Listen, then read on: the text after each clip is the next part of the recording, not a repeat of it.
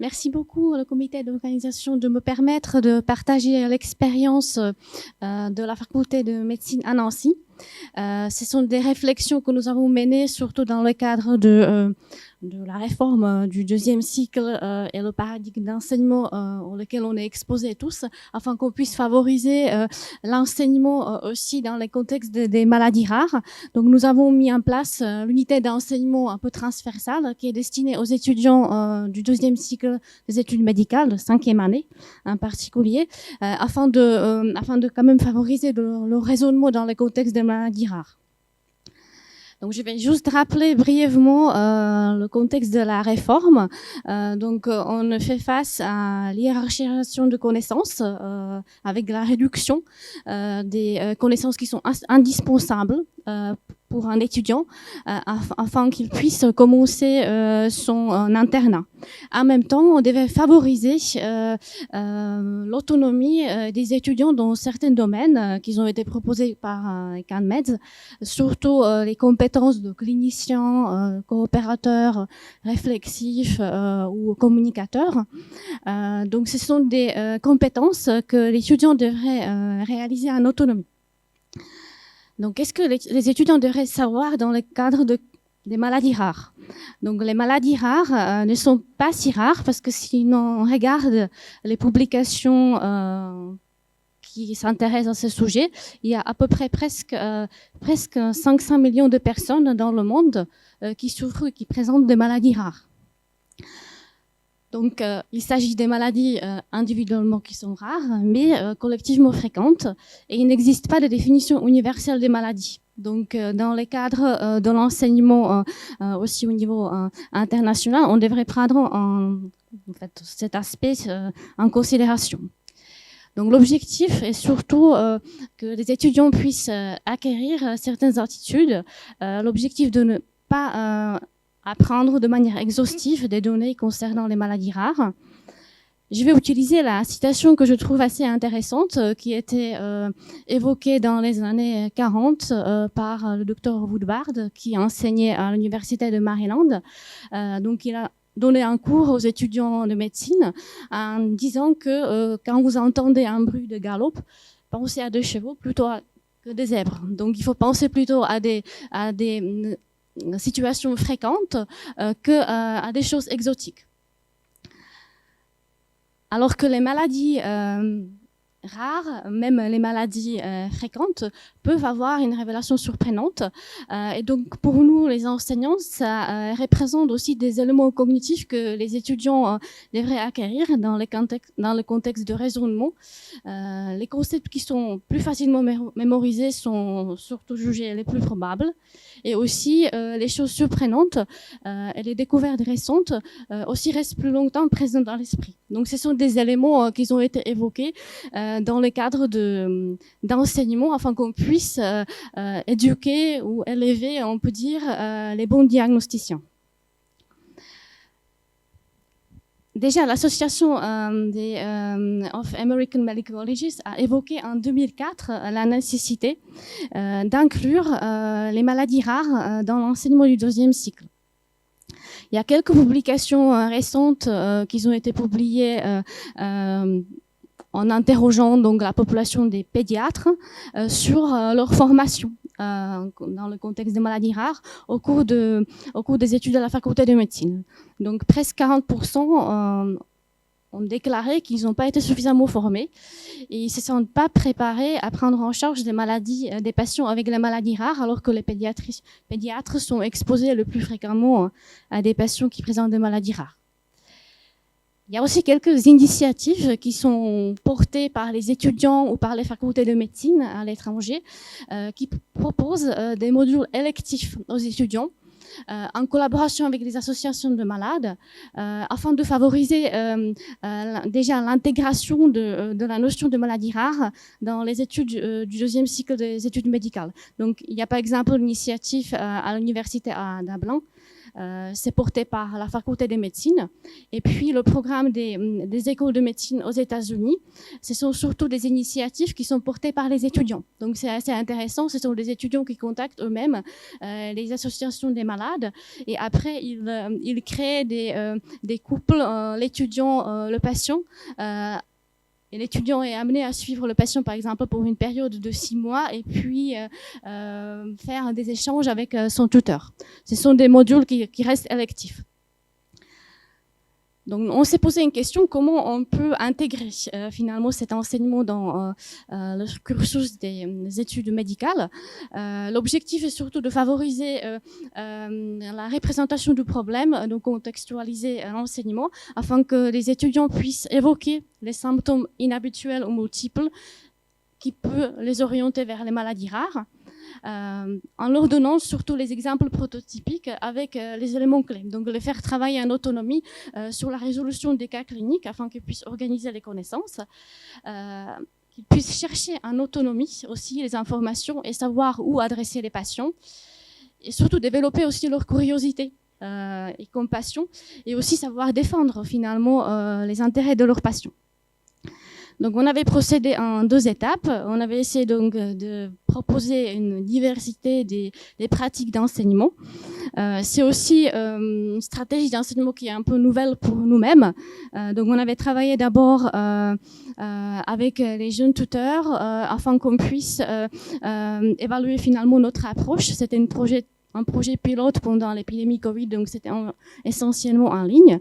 Et depuis cette année, on avait mis en place l'unité d'enseignement qui est basée sur la méthode Team-Based Learning, qui est utilisée surtout par les business schools, mais aussi par les facultés de médecine, par exemple, en Suisse et aux États-Unis.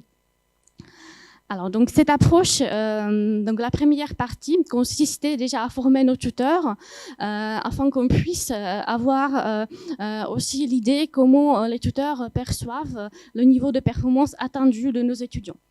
Donc, les étudiants et les tuteurs en binôme étaient amenés à travailler sur un projet collaboratif grâce à un scénario filmé qu'on avait filmé à l'aide des patients standardisés.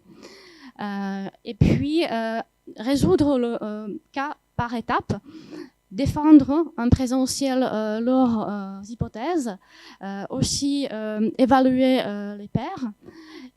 Et à la fin, on avait évalué aussi finalement la capacité de nos jeunes tuteurs à enseigner les étudiants, à donner le feedback afin qu'ils puissent être autonomes. Et pour les étudiants, ça représente finalement l'application des connaissances, la mobilisation et aussi le raisonnement à voix haute. Donc, ce sont finalement les éléments essentiels qu'ils ont besoin aussi dans le contexte de l'évaluation formative et évaluative grâce aux ECOS. Donc, ici, vous avez un exemple qu'on avait utilisé. Donc, c'est des scénarios filmés à distance. Ce sont des scénarios qu'on avait filmés à l'aide des patients standardisés. Donc, on ne travaille pas avec les patients experts, comme vous avez entendu tout à l'heure.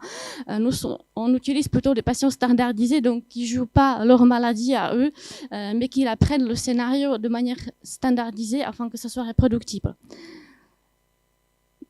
En présentiel, on avait formé donc les tuteurs, donc surtout maintenant on essaie de travailler avec des docteurs juniors dans l'encadrement des jeunes étudiants afin qu'ils puissent leur donner le feedback et encadrer finalement les étudiants en autonomie. Ici, c'est un exemple de la préparation du scénario. Donc, c'est en l'occurrence la maladie d'Addison. La préparation de tuteur est importante parce qu'il faut qu'il puisse animer la séance et aussi prédire les réponses des étudiants. On avait travaillé au départ sur les éléments clés séquentiels qui nous ont permis de construire les scénarios.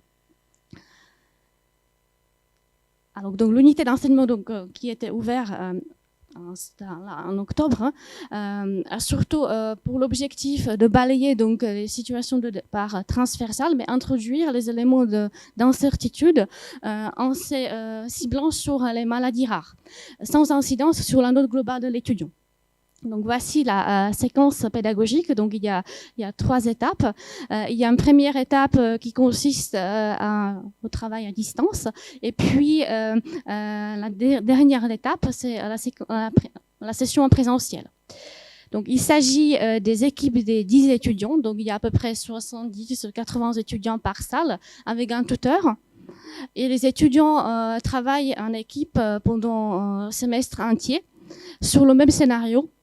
Ils doivent travailler à l'aide d'une situation filmée et puis essayer de résoudre le cas en cherchant les informations sur Internet selon les ressources qu'on leur propose. Donc, il s'agit des cas qui sont complexes et on n'arrive pas à trouver les réponses en utilisant uniquement les livres. Donc, par exemple, on utilise le même scénario qui est assez complexe, qui comporte plusieurs éléments clés sur le plan de l'interrogatoire, aussi l'examen clinique.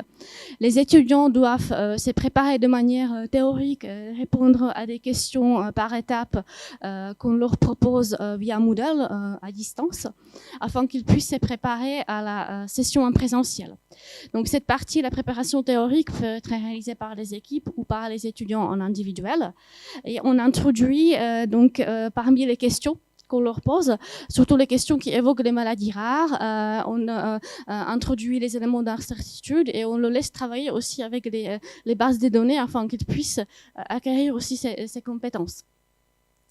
Donc, en l'occurrence, pour l'unité d'enseignement, on utilise vraiment le cas d'une maladie endocrinienne rare. Lors de dernière étape, en présentiel, on doit quand même tester les connaissances des étudiants. Donc, il y a d'abord le test des connaissances individuelles, où les étudiants doivent démontrer certains niveaux de connaissances, toujours en lien avec la situation de départ et la maladie qu'on est en train de, de traiter dans les cadres de secours. Et puis, ils soumettent les réponses et essayent de retravailler les mêmes réponses avec leur équipe pour améliorer finalement le rendu. À la fin de cette phase, l'enseignant clarifie le problème pour être sûr que tous les étudiants ont bien compris le cas, afin qu'on puisse procéder à l'étape suivante, donc la mise en application. Cette mise en application, on utilise pareil, les séquences filmées, par exemple pour notre unité d'enseignement, on utilise les témoignages des patients qui sont disponibles sur Internet. Ce sont des témoignages qu'on découpe les séquences filmées afin que ça puisse représenter les étapes de résolution du cas clinique. Ici, c'était donc le patient acromégale qui était diagnostiqué grâce aux ECOS, grâce à un étudiant. Les étudiants, pendant cette phase, doivent défendre leurs hypothèses. Donc, la phase de la mise en application dure pendant 60 minutes. Les étudiants, par équipe, présentent finalement leurs argumentations, leurs hypothèses, et les autres équipes doivent les évaluer, et on utilise toujours la progression du cas afin qu'à la fin de la séance, on puisse leur donner une réponse. Il s'agit toujours des cas où il y a plusieurs hypothèses possibles. Pour évaluer leurs connaissances, on utilise donc les ECOS formatifs où les étudiants travaillent sur l'élaboration de leur cas en collaboration avec les tuteurs. Donc c'est le cas qui est élaboré par les étudiants. On essaie aussi d'intégrer les éléments incertitude. Il s'agit de l'ECOS formatif, pas d'ECOS évaluatif. Et puis à la fin, il y a donc une séance de débriefing avec l'analyse du cas en groupe entre les étudiants et leurs tuteurs. Donc, ce sont des cas qu'on utilise après pour les autres séquences de team-based learning.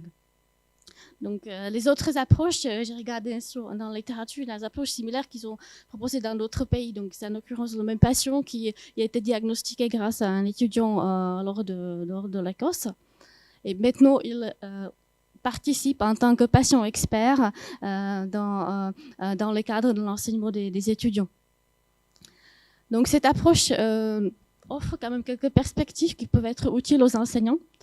afin qu'on puisse, dans le cadre de la réforme du deuxième cycle des études médicales, intégrer aussi cette approche de raisonnement clinique dans le contexte des maladies rares. Les séquences filmées, il nous sert aussi afin qu'on puisse leur proposer en tant qu'exemple aux jeunes tuteurs et standardiser l'enseignement. Donc, je voudrais remercier surtout donc, les collègues de la faculté de médecine, aussi le groupe de patients standardisés et le groupe de centres de simulation qui nous aident dans la réalisation des scénarios. Donc, je vous remercie pour votre attention.